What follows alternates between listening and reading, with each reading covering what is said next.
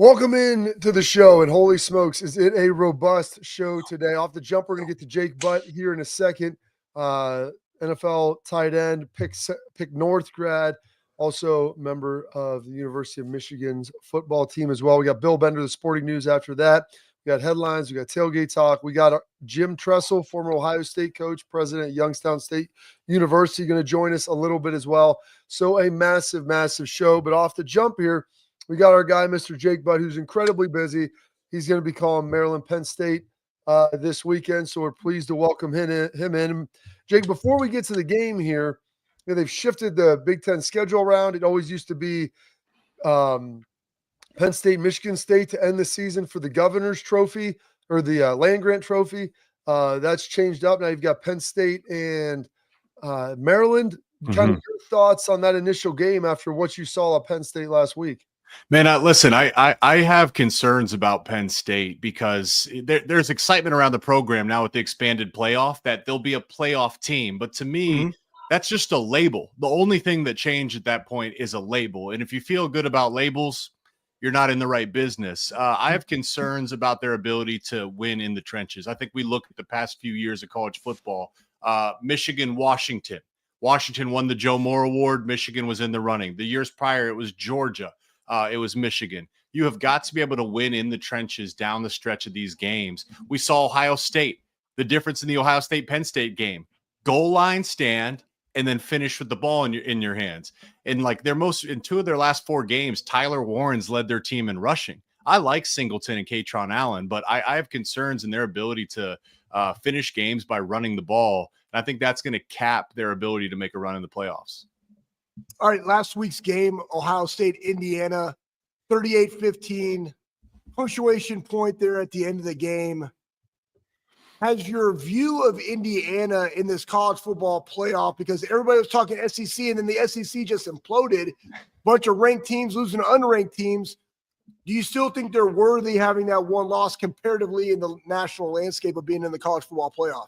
Absolutely, 100%. I'm like, I can't even believe we're having the conversation. Facts, this right? is nuts to me. Yes, because the schedule's one thing. They've dominated their opponents. I hear Kirby Smart, and he sounds like a politician. Why was it a 1-point game against Kentucky? How about Georgia when they go on the road to play Ole Miss? They got smoked just like Indiana got smoked. The thing is I think we're living through a transition now where certainly a decade ago, there was teams that were effectively flawless. So like some of those Alabama teams were actually flawless. Some of these Georgia, Clemson, even the Ohio State team, us injuries aside, when you guys won the national title, were flawless. There's no team in college football that's flawless at this point. There's no team that could beat their chest and say, listen, we deserve to be in, especially over Indiana. The SEC lives in la-la land. They live in the hypotheticals. They like to talk about what would happen. What was supposed to happen when Alabama played Vandy? What was supposed to happen in some of these matchups? Indiana is very deserving of a spot. And I think last weekend's game, guys, says more about Ohio State than it does Indiana. That's the best the defense looked all year. There's not an offense in college football that would look much different when Jim Knowles is dialing up pressure and they're getting home the way they did in that game. It was more about Ohio State dominating than it was me saying, dang, Indiana's a fraud. All right, so one other game that happened last week, your alma mater, Michigan taking down Northwestern. Probably, Jake, the best they've looked offensively all year, looked dominant, running the football, threw the football to a decent degree as well. Kind of where do you see them at in their process? Because it seems like they may be kind of peaking at the right moment and kind of figuring some things out. That was a huge game for Michigan coming off a bye week. You said it, Bobby. I mean, that was the best the offense looked. I think really, as I look at this matchup, Ohio State, Michigan, I think about like Warren Buffett in trying to buy value. Okay. And I think Michigan is much more talented than their record and much more capable than their record. They handcuffed themselves by rotating quarterbacks. And I think that's an indication that Sharon Moore is a young coach and he was a little bit uncertain. Had Davis Warren been playing quarterback all year and had he been given the chance to develop, I think Michigan looks like a completely different team. They also were replacing their top 6 offensive linemen from last year. So, of course, the new offensive line is going to get better in time. That was a huge game for the offense, huge confidence booster. They got the emergence of now finally their wide receiver one, Tyler Morris, putting it together. But those guys, to beat Ohio State this weekend, They have zero margin for error offensively. They have zero margin for error, and they're going to have to play beyond themselves. Offense was the big takeaway for the Wolverines. That's something we hadn't seen yet this year. Yeah, let's talk a little bit about this game, because the spread on this hasn't happened. I think it was 2 times, 69, and there was another year in there, like double-digit underdogs. Again, those 2 games, Michigan won in those games. Tell us a little bit about the game, your takeaways from it, what this is as a player for you, Michigan, at that team up north. I mean, I get juiced up. I get like, the cells in my body are like vibrating when we think about this game.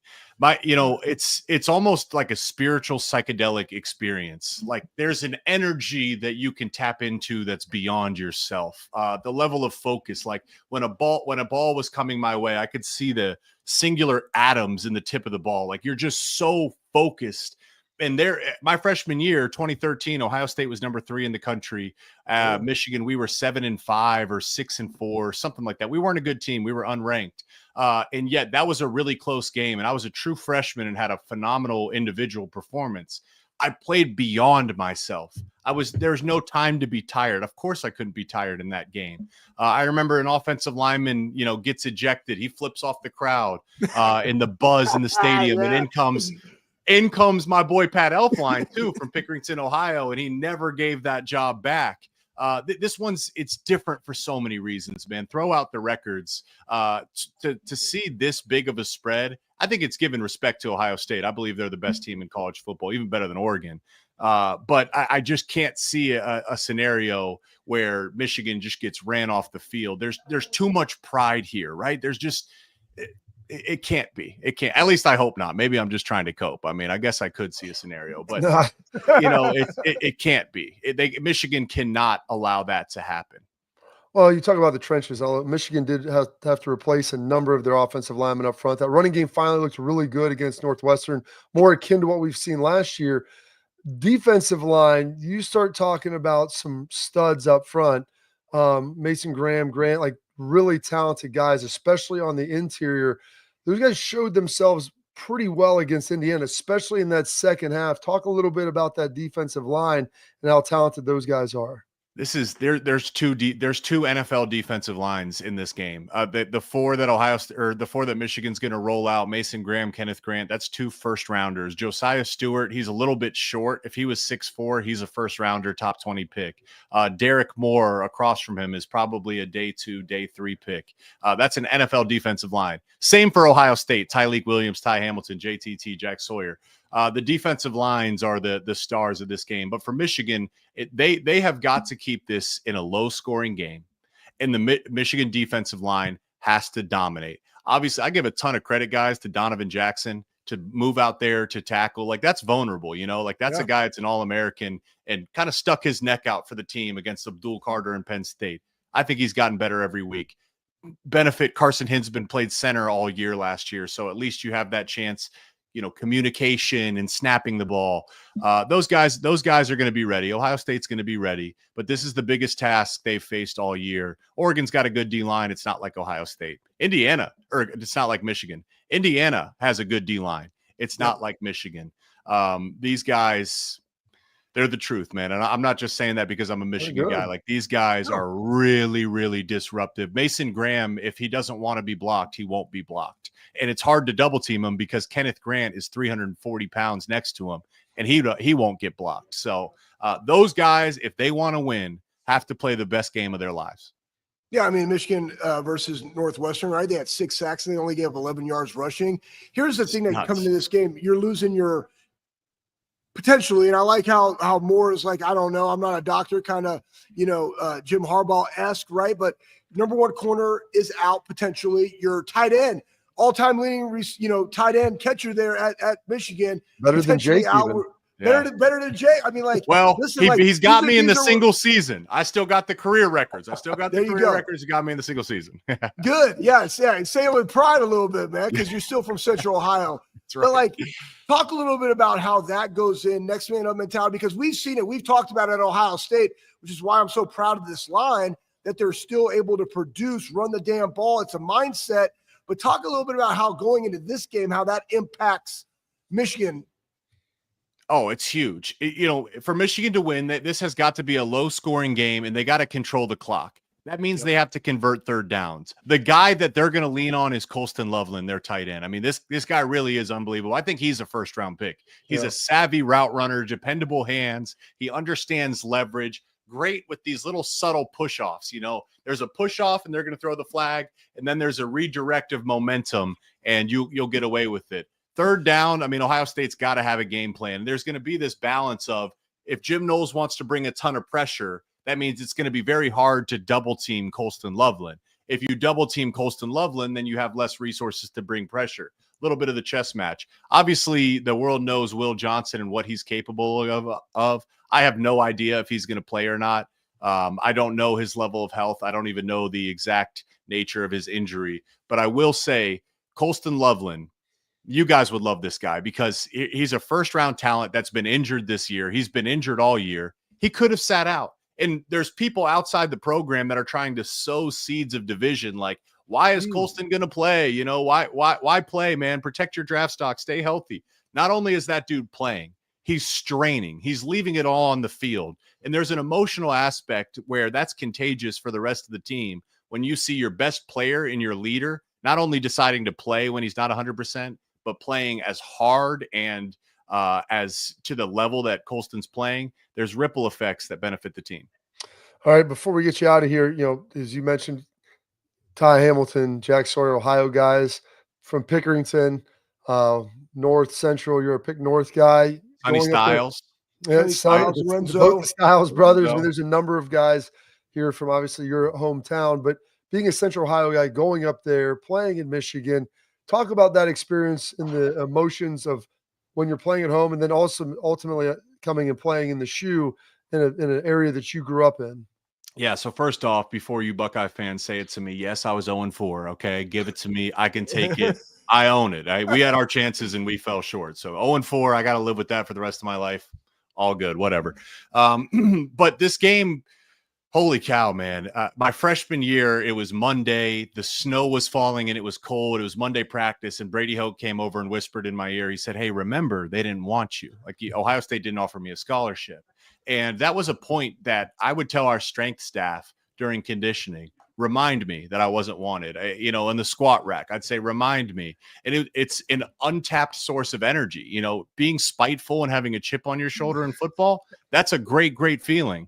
It all came to a head my senior year, 2016. The JT was short game because I was voted captain by my teammates. And as I'm walking across the field, there's Patrick Elfline, also voted a captain, who's a guy that has been my friend since middle school. How freaking cool is that?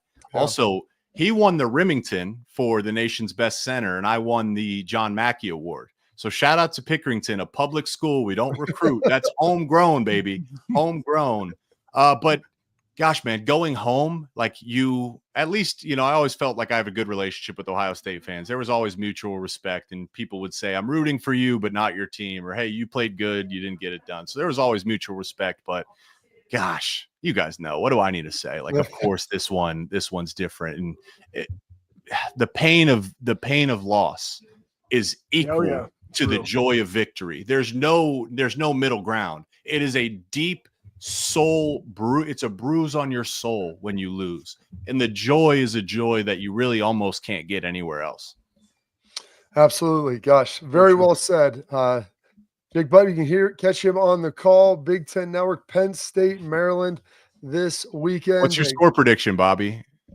Oh gosh, Schlegs. I didn't even thought about it, but you know what? Go ahead. I'm like a 27-13 guy. Okay. But that, I mean, I don't necessarily like. I don't know. I hate picking this game. It's like, as you know, I mean, you've lost it 4 times. I mean, I've watched Ohio State the last 3 years. Michigan's D-line's really good. I mean, I think it's going to be a 1-score game into the third, fourth quarter. Maybe Ohio State puts on that second touchdown late, but this isn't a game where you run away and hide. I'll tell you that much. Schlegs. I mean, I don't even know. Like, it's terrible. That's a terrible thing for you to say. I'm going to actually say 31-14. 31-14. or 17. 31-17. Yeah, I think I'll take Michigan 27-24 in a close one. But this is a big one for Ryan Day, though, too. It is.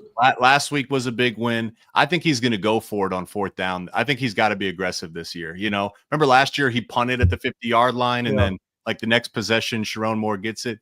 There's going to be, I bet 4 or 5 moments where it's a fourth down decision. I bet Ryan Day goes for it this year. Does he get it or doesn't he? And how does he respond if he doesn't? Sharon Moore is also going to go for it. They got nothing to lose.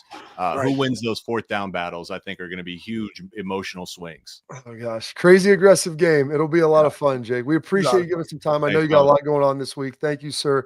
And good luck this weekend. All right. Hey, you know what, Bobby? Thank you. On the call, though. You're saying good luck on the call. You're not saying good luck on the call. Michigan, right? All right. Good luck on the call. I just had to make sure. All right. We'll see you guys, man. Have a great weekend. Happy Thanksgiving. Happy Thanksgiving. Too, buddy. Jake Butt, one of the best. All right, attention, parents, athletes, export, protect what matters most with export mouth guards, trusted by professional athletes, designed by NHL team dentists, scientifically tested to help absorb those high-impact hits, protecting both your grill and your brain. Export mouth guards feature 3 layers of advanced protection, including patented use of carbon fiber, custom fit to your 3D and 3D print technology. That means more protection, better performance, max comfort, clear communication. Focus on your game, not on your gear. Don't take chances with your safety. Exportguards.com/Bobby today. Save 15%. Protect what matters most. Bill Bender, the sporting news, coming up next.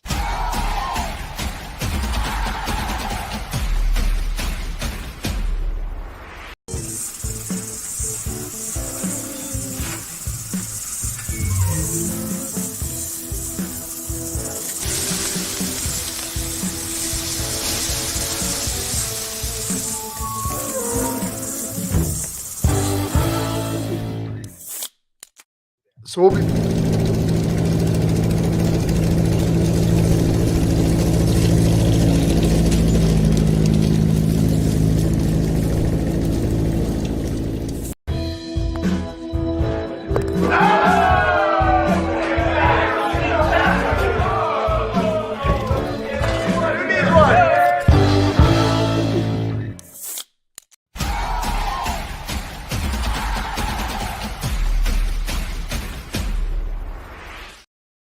welcome back into the program. Now we got our guy Bill Bender here of the Sporting News to get going with all the college football this weekend. Holy smokes, it's Thanksgiving. We got a ton going on here, Bill.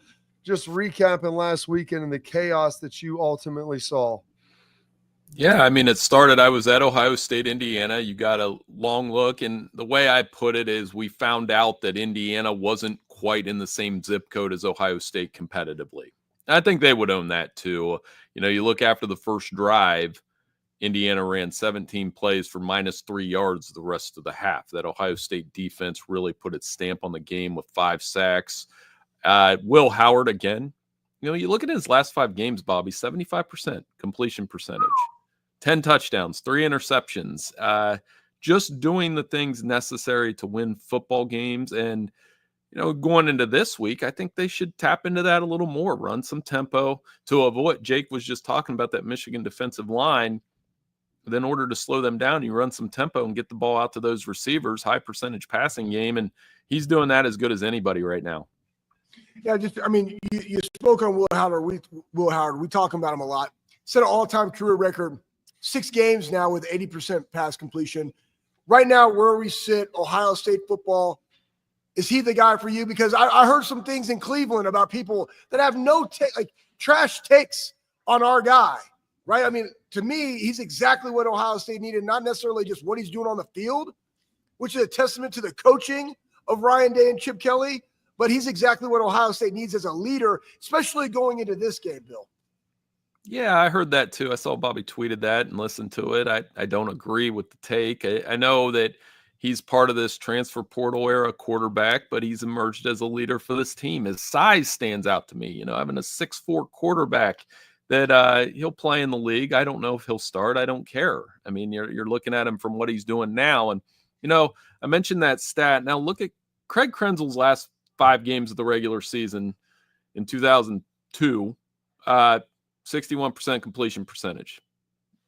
In today's game, that's probably about 70-75. So, it's very similar. What the things Craig did for you guys, are the things that Will Howard's doing today. Just winning games, making plays, and being a good leader. I have no problem with him. I think he's done a fantastic job.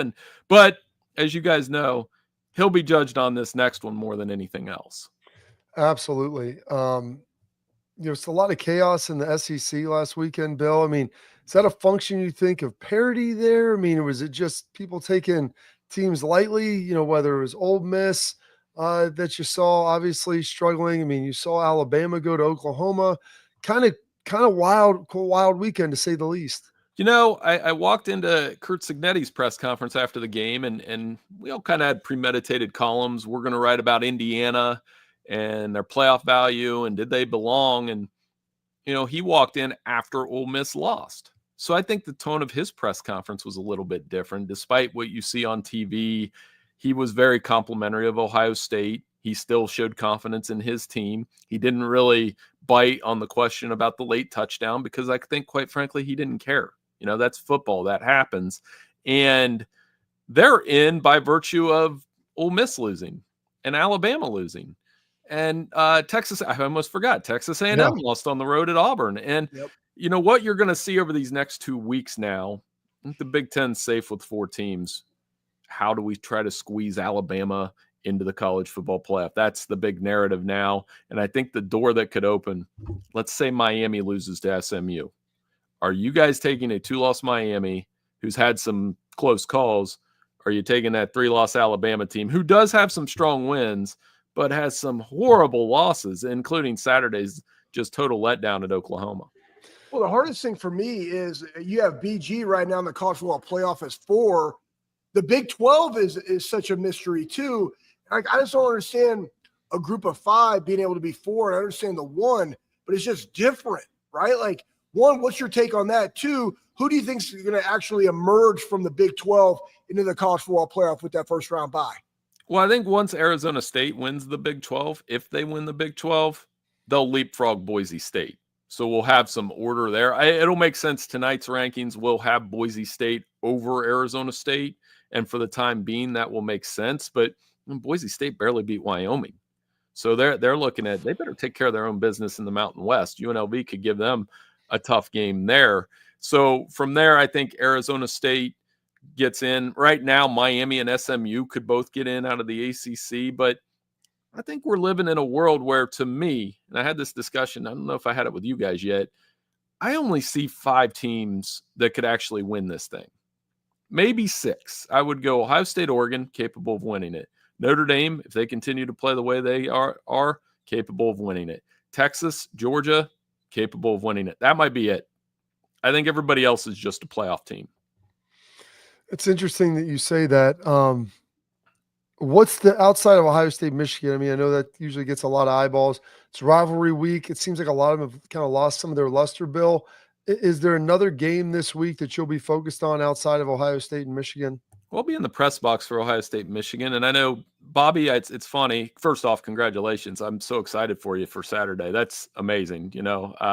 That's an awesome thing. As somebody that, from same hometown, did the journalism thing, I'm very proud of you.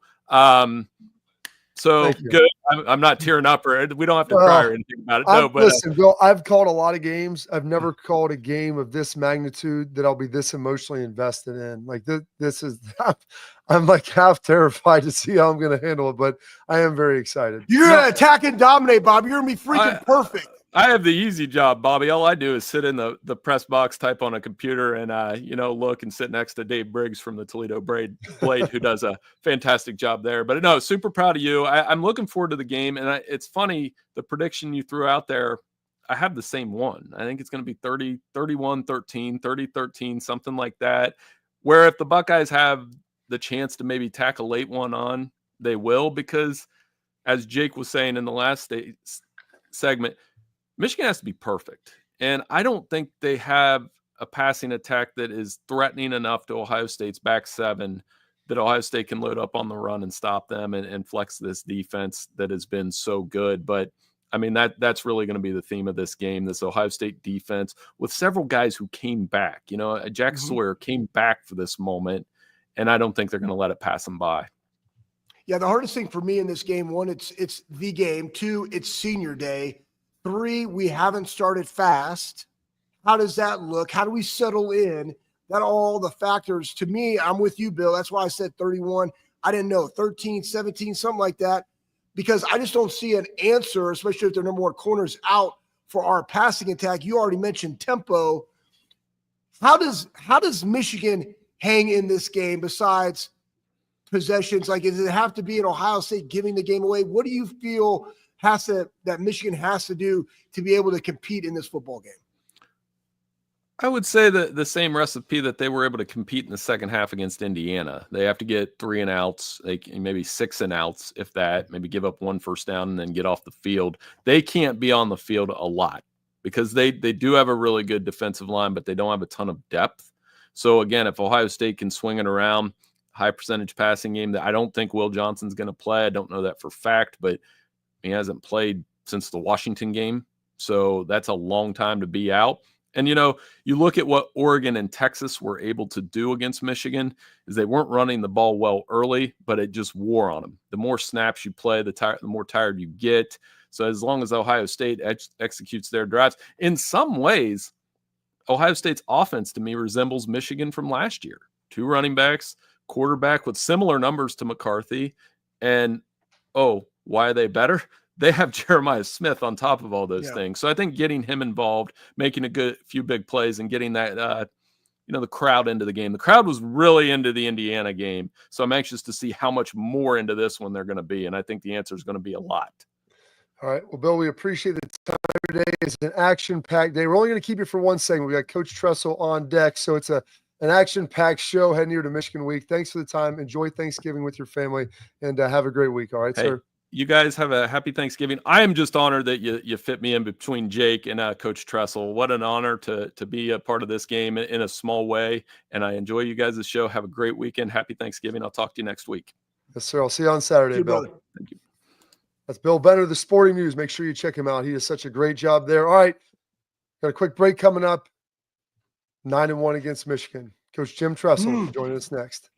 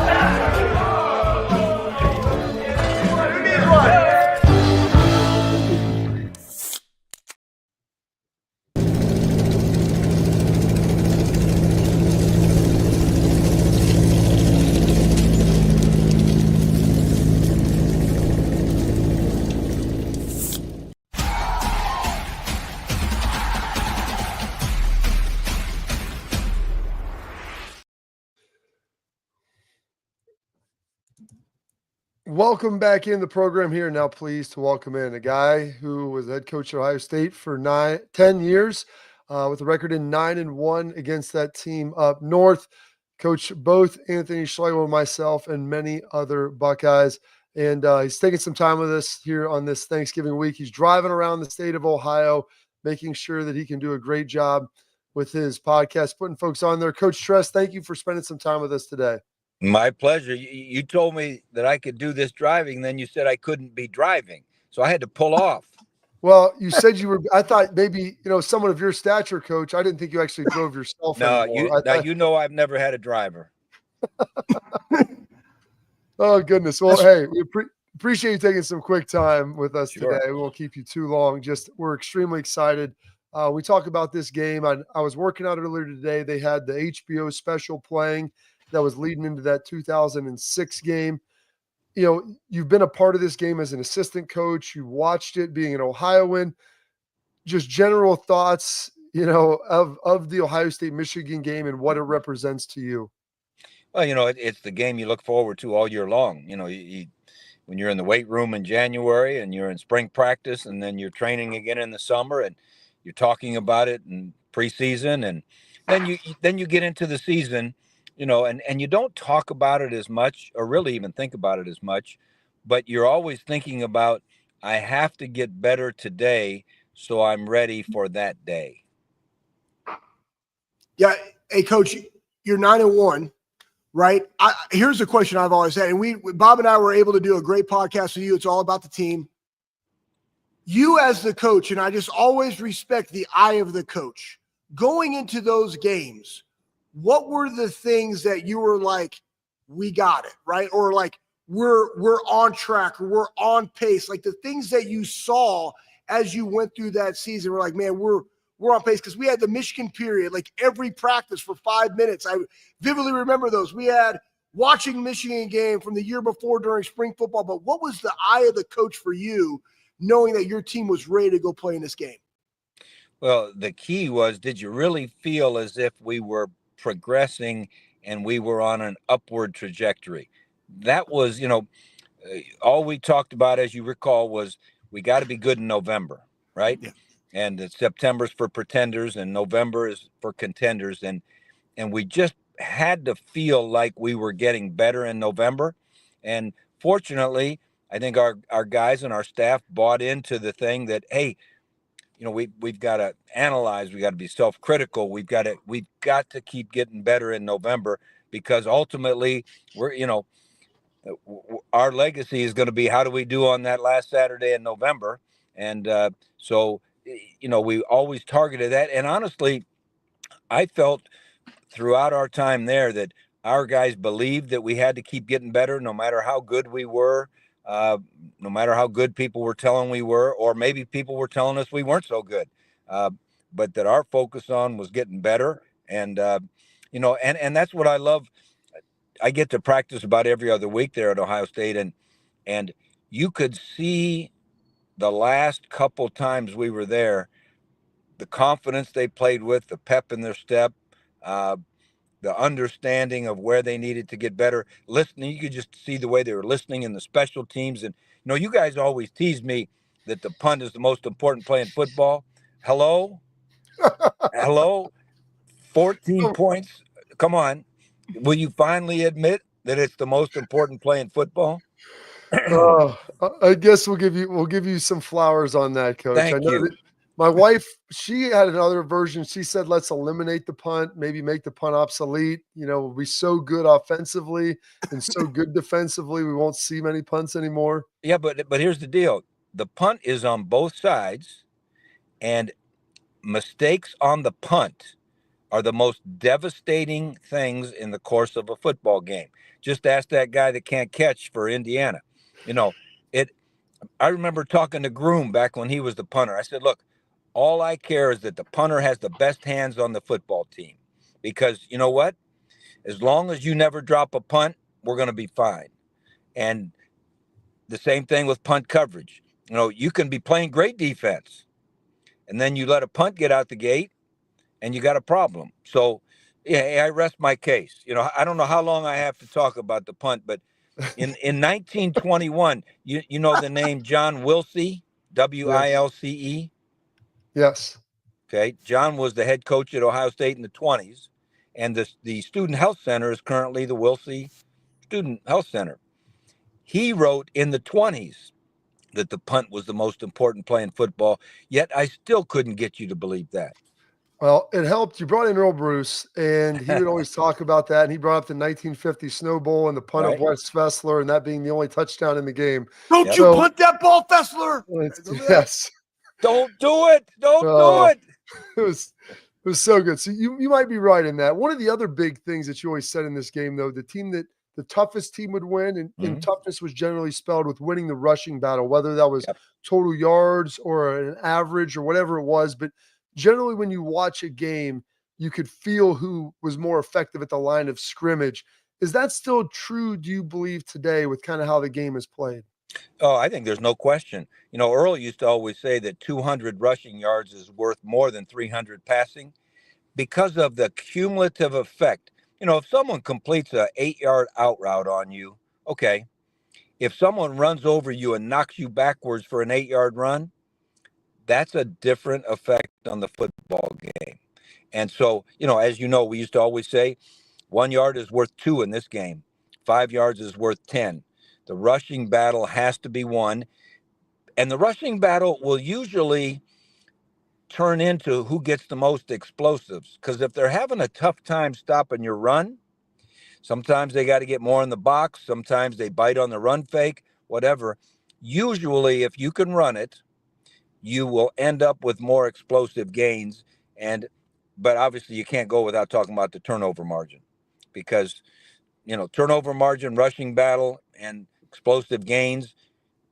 Don't have any foul ups in the special teams. Maybe make some plays in the special teams. That's what will end up determining this game. Coach, you got a game, right? The game, but it's also senior day. You dealt with this in like 2002, probably 2006, right? Troy's coming out. What do you tell the guys to be able to handle the emotion of their family being there, the last time they're going to be in the shoe, and also playing against Michigan in the game? We always had the seniors front and center with everything we did. And so throughout the course of the entire offseason and the summer and then the season, they were used to responsibility. And then we were always talking to the underclassmen that, hey, we owe it to these seniors. And I'll tell you, the best thing that I saw happen in that Indiana game was post-game when they were interviewing Will Howard. And they were asking him about getting ready to play in the game, and you've never played in the game and all that kind of thing. And he said, hey, this is going to be very special. That's why I came here, all that. But he said the most important thing he said was, but you know who we need to win this game for is these seniors, because this is their last time in the game. This is the thing that many of them came back to school for, et cetera, et cetera. You could tell that the conversation had been going on for quite some time as the importance of that game for those seniors. The seniors will be fine. They'll have a lot of emotions. After the first time they get hit, they'll be fine.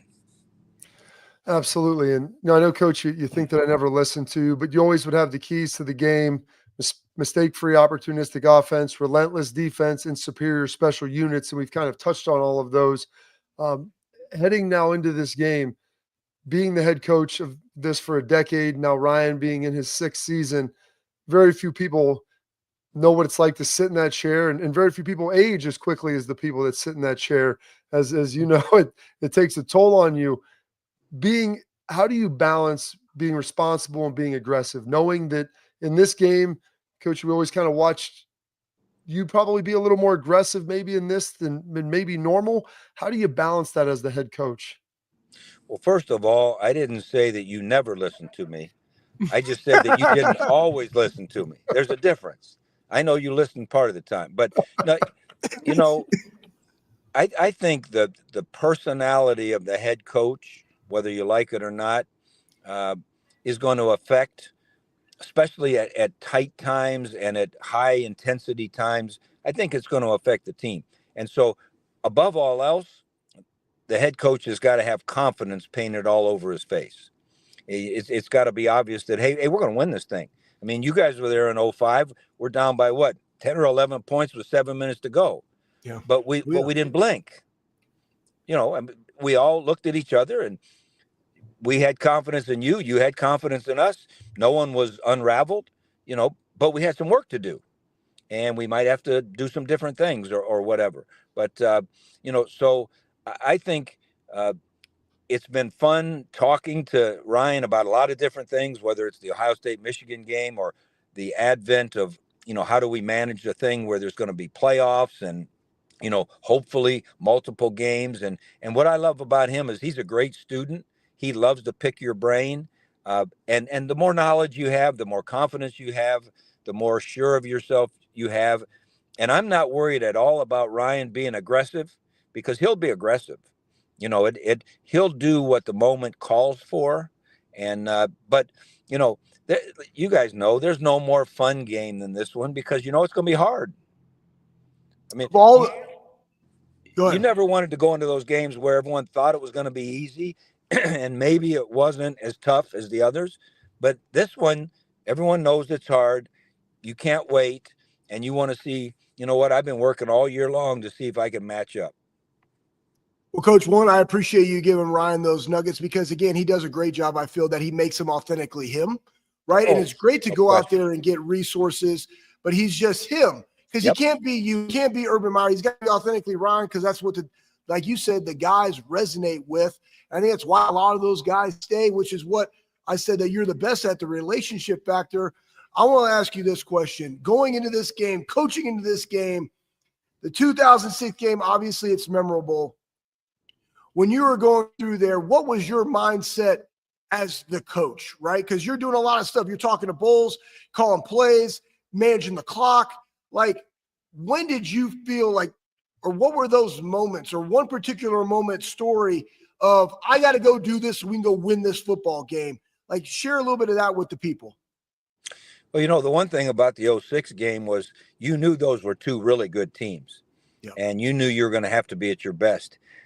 I guess what I remember most about that one is, you know, that was the week that Coach Schembechler passed away. Mm-hmm. And so you knew what Coach Schembechler meant to that program. And he had just spoken to the team the day before. You know, they were coming off, 2 straight losses to us or something like that. And they were darn good. And they'd been thinking about us all day long. They'd been training for us all day long. They had weapons that were extraordinary. And at that moment, as that game kicked off, I thought, you know what? You always have to take it up a notch to play these guys. To win this one, we're going to have to take it up like 3 notches because they got a lot going. And, you know, whoever has the emotional advantage really, truly has an advantage, you know, and it's just natural. That's why it's hard to beat a team twice in the NFL. That's why it's hard to, beat a team, a real good team 2 or 3 times in a row, because there is the reality to that emotion that, hey, this is not going to ever happen to me again. And so I think in that 2006 game, I knew that it was going to take something spectacular, and we were going to have to go after it, and it was going to take 60 minutes, and we were going to have to bring all the weapons out, and it was a fun atmosphere. It was, fortunately, we got it done. Absolutely, Coach. We appreciate the time today. Thank you so much. Get back on the road. Get back to Ellen. I know you got to get some stuff done. Thank you, and we really appreciate the time. All right, man. I can't wait for it. Go Yes, Bucks. Sir. Happy Thanksgiving, Coach. Go Bucks. Happy Thanksgiving. Love you guys. See ya. Love you, See man. you, Coach. 9-1. I know Urban went 7-0, but Tress played some really darn good football teams, and for playing 10 games, winning 9 of them, incredibly impressive. Some unbelievable nuggets of knowledge right there. All right, coming back, we've got some tailgate talk, and it was unbelievable that Tress kind of led us with Will Howard right where we want to go. Some things were said about Will Howard in the state of Ohio, which made me shudder a little bit and maybe even a little angry. That's coming up next on the Bobby Carpenter Show.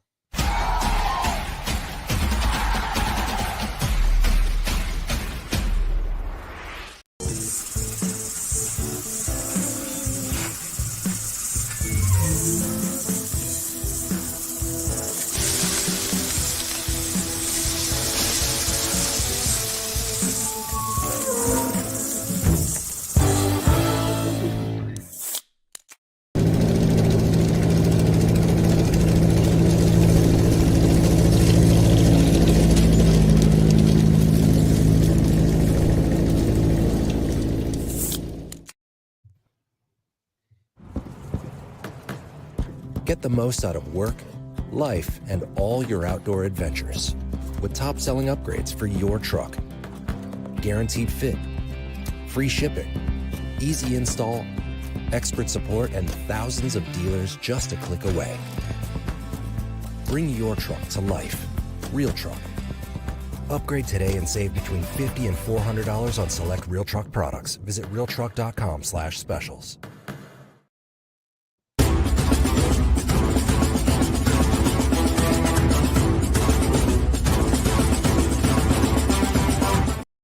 All right, Real Truck. Their Black Friday deals, they're here now through December 1st. For all our listeners, can enjoy up to $400 off select bed covers and accessories. Bring your truck to life this holiday season. Log on to realtruck.com/specials to learn more. And don't forget, use promo code Bobby at the end. Spend $100, you get the free Real Truck hat. How about that? So make sure Black Friday deals, realtruck.com/special, save up to $400 on some unbelievable products. That's happening now through December 1 at realtruck.com. All right, Schlegs. I stumbled into this at about 5:10 this morning, getting ready for the radio show. It's 8:50 ESPN, I believe.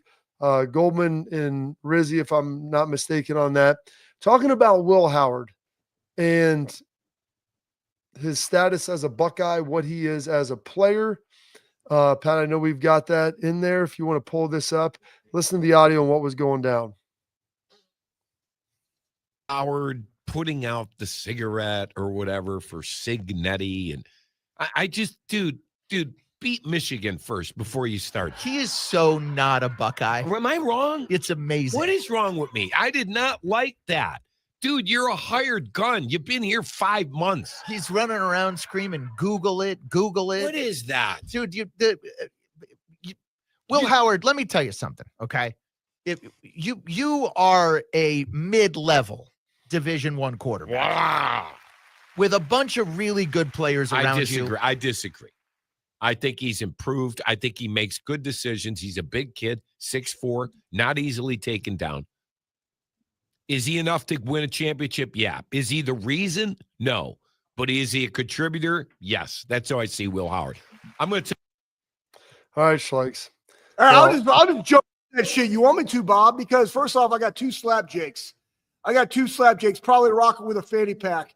Not even the good old school kind. So probably one of those new, like metrosexual kind, right? Like body strap ones. Not judging. One, why do you have fake applause? That's trash. Well, Two, that's trash. He's doing it with his teammates.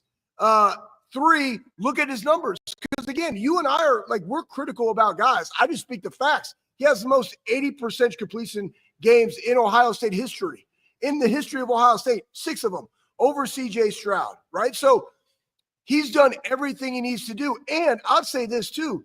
I'm a Buckeye. I transferred into this. Side nugget, he was in here in January. So again, he went through all of the winter training, all of spring ball. Like that's where it's made, just so you guys know. It's made in that. Regardless of the higher gun or not, I don't care. The dude's all in for his teammates. You see by the way he plays. He's done everything we've asked for. And again, who are those guys that say what is a Buckeye or not? I just go back and I look at what the people that are the most critical former players of our program say about Will Howard, and they all say that they like the kid. Plus, I like him, and I don't really give two craps about what anybody else says. So I'd be more than happy to go on this show and tell these guys how big of a slapjake they are. One, you're in Cleveland, bro. You're in Cleveland. Like, hopefully they're hyping up Jameis Winston because he's a godsend to them because they're just the ones that just throw all their players away to the side. Look what they're doing. Look what Baker's doing down in Tampa. Balling. But in Cleveland, you're so freaking critical of your people, they want to leave. I'm just saying. It's a terrible take. Well, terrible take. My thing is, like you said, his performance on the field speaks for itself. And yeah, I quote tweeted this morning. I was feeling it. I was very upset. Maybe you should talk to his teammates before defining what you think he is. And what position are you in to define actually what a Buckeye is? Like neither of these guys, one of them's a Syracuse guy. Like that was very frustrating to me because as you heard Tress say it, the first thing he led with his press conference, we're here to win it for these seniors, the other guys out there, and how defensive he was winning this for Ryan Day of his coach. Time is only one component of loyalty. The other part is how dedicated and how committed you are. And whether it's Will Howard, whether it's Seth McLaughlin, Caleb Downs, like a lot of these guys that came in, Davis Benusa, I mean, who's been here for a couple years now. Like you start looking at Judkins, like these dudes are in and they're sacrificing and doing whatever it takes. And I talked to Seth this morning, talking to his dad, like just how passionate they are about Ohio State and how excited they were about their time here. Like that to me, like warms my heart as a player because in this transfer portal age, you're worried if that connectivity still exists. And I assure you that it does. Nobody is locked in more on this than Will Howard this week. All right. That concludes our Tailgate Talk brought to you by Real Truck. We got some quick headlines coming up next, then we'll wrap up the show.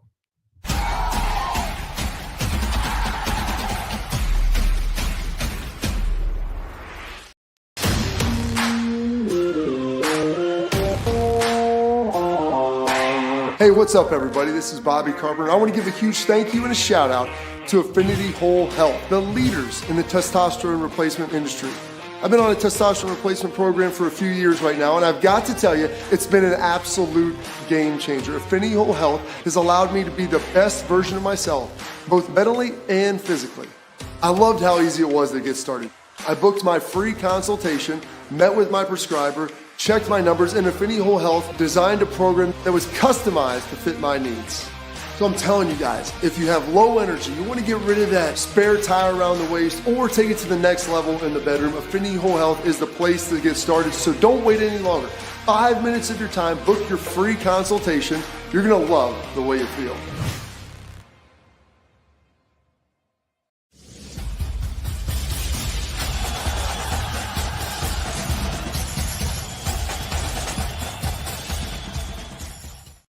All right, headlines brought to you by our friends over at Affinity Whole Health. They customize treatment plans to help fit your needs on your health journey. Weight loss, low energy, muscle loss, lack of sleep, whatever it is, they can help you with it. Go to AffinityWholeHealth.com. You sign up for your free consultation. You go in there.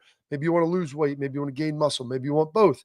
Hey, I've been a patient for 8 years. They can do it all. Semaglutide, TRT. They'll build a plan for you, define what your goals are, what your needs are. You go home, boom. They ship it to your house. It's there within 2 days. So go check them out. AffinityWholeHealth.com. Columbus, Cleveland, Chicago, Indy. They're everywhere. All right, we're going to throw this up here real quick, Schlegs.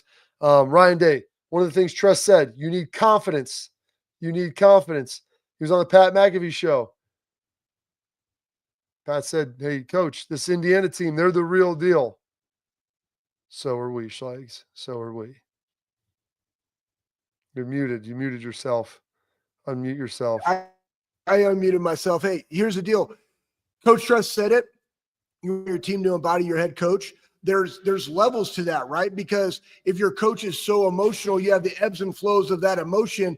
If you're steady, but you also trust your guys and you back your guys, and it's not just on game day, it's practice. And we've seen this, Bob, the physicality, the practice, the things that are needed to be a pro in practice, the things that are taught and spoken in the building, how to be a pro, what does it mean to be a Buckeye? All these guys coming together, meshing together to be the 2024 version of Ohio State football. That's what he is. He understands that. That is exactly the quote that needs to be, because I think when other people are looking at the shiny new penny out there in Indiana, like, oh, look at this. Like, no. You got Ohio State. So are we. Like, we've been here for a long, long time. Like, let's not mistake that. Let's not confuse activity with achievement and what we're about. I love it. He's confident. He's not cocky. He gets after it.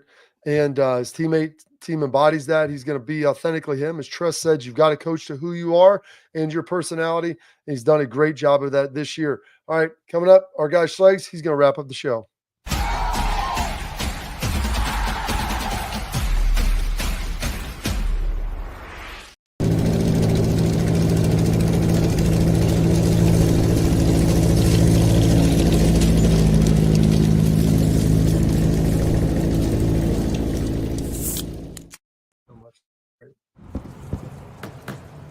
Get the most out of work, life, and all your outdoor adventures with top-selling upgrades for your truck.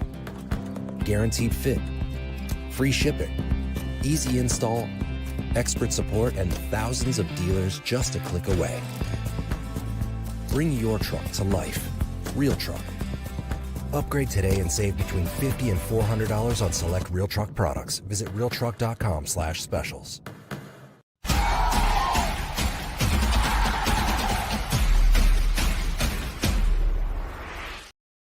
Action-packed show today, Schlegs. Jake Butt, Bill Bender, Jim Tressel. Doesn't get much bigger than that. No, it's such a one. That was one of the best shows we've ever done. Two, I'm just excited for this game for a multitude of reasons, and I think that we've been talking about it, doing it for your teammates. Jake hit upon it. The thing that we love best about this rivalry is that it's very similar of the makeup of the guys on both sides. As much as we can't stand them, getting to work with them in a professional setting like Jake and other guys that we know from Youngstown, right, Bob? And like they're just great, they're great humans, right? But on the field, it's us versus them. We embrace that. We love that. It definitely hits your soul different, whether you win or you lose.